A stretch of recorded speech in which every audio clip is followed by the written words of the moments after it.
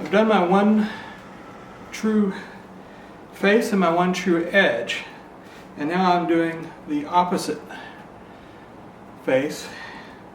And rather than traversing across, because I'm going over the crown where it's highest in the middle, I don't want to follow the curve of the board. So I'm going to do a variation of the recently departed David Charlesworth's technique. I'm using a wider plane, and I'm using myself as the clamp to hold the board steady, and I'm going to work the middle down to each edge. Now, if this had been a single board or even just one of two boards, I probably would have made sure my width, the depth of the board, was consistent all the way around. But since this is going to be one of several boards and a tabletop, I'm going to skip that step and just go over the entire panel to level it. One edge will be level by the way I glue it, but the other edge, rather than try to get every board to the exact thickness, I'm going to just level them as a single unit. So, the other thing to notice is that to determine which way I'm planing, I would normally look at the edge and look at the rising grain. However, in this case, the board is actually fairly level. There isn't grain rising predominantly one way or the other. So I tried with another plane on each end to see which direction was easier to go. And I decided that this direction seemed to be the easiest, although either way would probably have worked.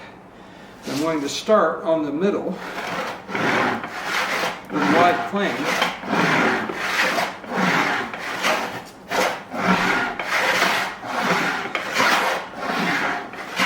And work in sections, going from the center out.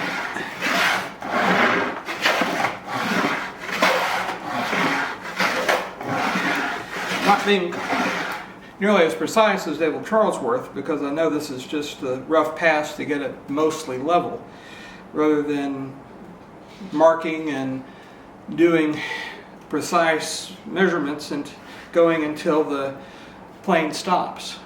Although I am using a wider board that will keep that from cupping it too much. But even if it cups a little, that will be okay.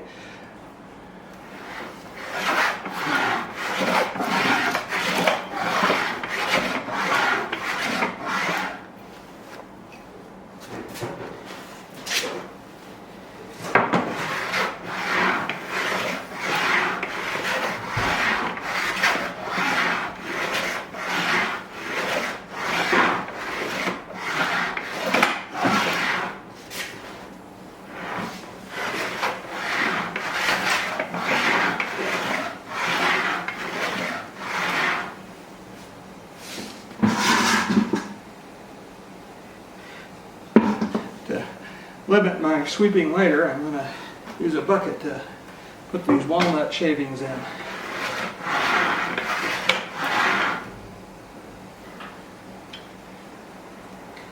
Let the blade out a little bit because it's not thick enough of the cup.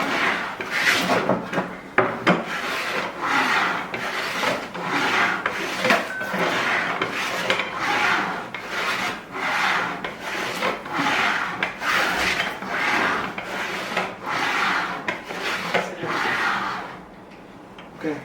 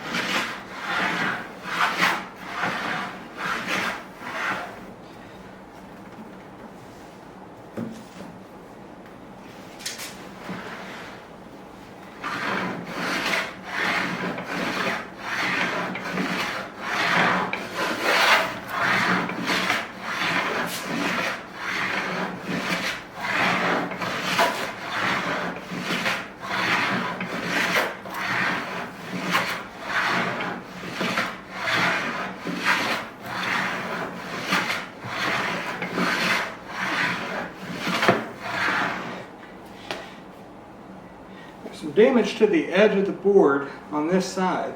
I haven't quite decided what to do with it. I may just ignore it if this side of the board ends up being underneath, as nobody will ever see it. It's on the top. I'll probably need to reduce the width of the board down to where the chipping from the sawmill comes out. There are several knots in this area, more pronounced on the other side, but still make it slightly more difficult to plane.